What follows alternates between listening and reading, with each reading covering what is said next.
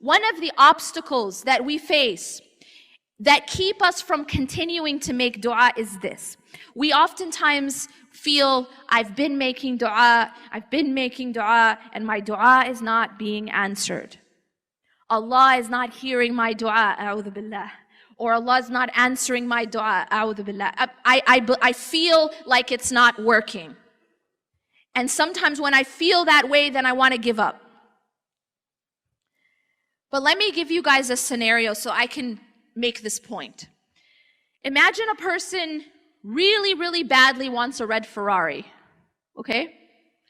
And so what this person does, because they want a red Ferrari, they know that Allah is as-Sami'a, right? And Allah is al-Mujib, and Allah answers. And so what they do is, they wake up every single day for tahajjud, okay? To pray for their red Ferrari.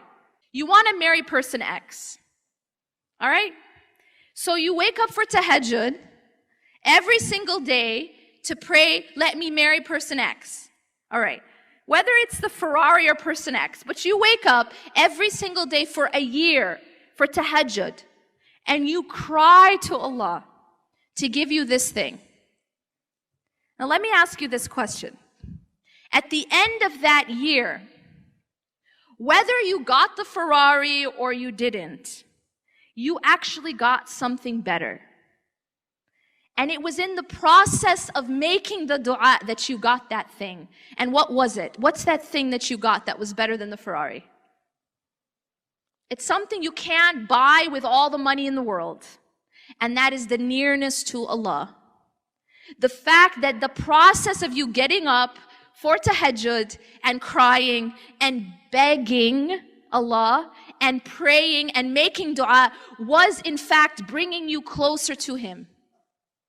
And that nearness itself is more valuable than whether or not you got the answer to your dua.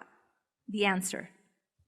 The process itself is better than what it was you were asking for. Make sense? So Allah subhanahu wa ta'ala sometimes delays the answer to dua for this reason. Now in this example, when the first night that I woke up and I prayed for my Ferrari, imagine if I had gotten the Ferrari the first night. I woke up the next day and outside of my house there was a Ferrari, just sitting there. What would I have done? I would have stopped praying. I would have stopped getting up for tahajjud. I would have done it once, and that's it. And so actually, by delaying the answer to my dua, it pushed me to do what? To continue to get closer and closer and closer to Allah through the process of that begging. Through that process. By the very fact that Allah delayed the answer. So we should never lose hope when the answer to our dua has been delayed. That's number one.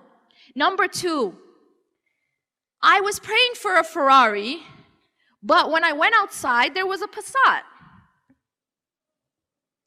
And I'm like, I didn't ask for this. But it turns out that had I been given the Ferrari, I was going to drive way too fast, and I was going to get in a car accident, and I was going to kill myself. But the Passat, I was going to drive more sensibly.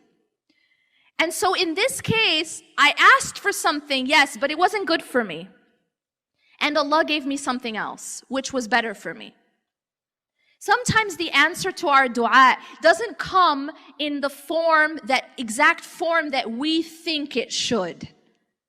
But that doesn't mean that Allah is not answering our dua. It doesn't mean that Allah is not hearing and answering our dua, because Allah has promised us that He hears and answers dua, and Allah never breaks His promises. He says He does, which means He does. That means I have to have yaqeen, I have to have full certainty that Allah is hearing my dua and Allah is answering my dua, even if I don't recognize how. Even if I don't recognize how.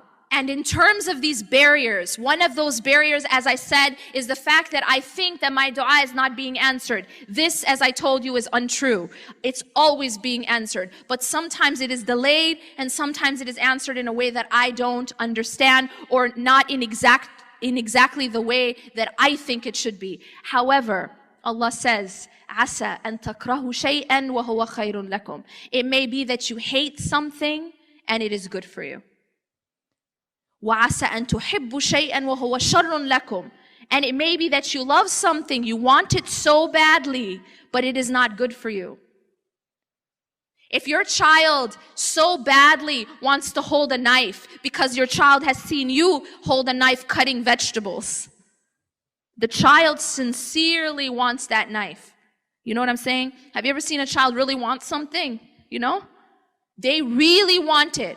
Because they've seen, they've seen mama or baba cutting, tomatoes with a knife. They want to do it too. So they beg you for the knife. Please let me hold the knife. Let me do what you're doing. This is something that they want so badly.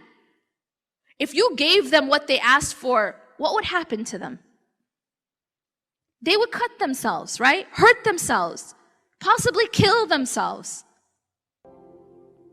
And so it is actually out of your mercy for them and your love for the child that you don't give them what they asked for, right?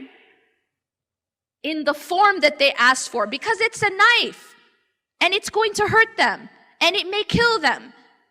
We ask Allah for a lot of knives sometimes. Yeah, we do.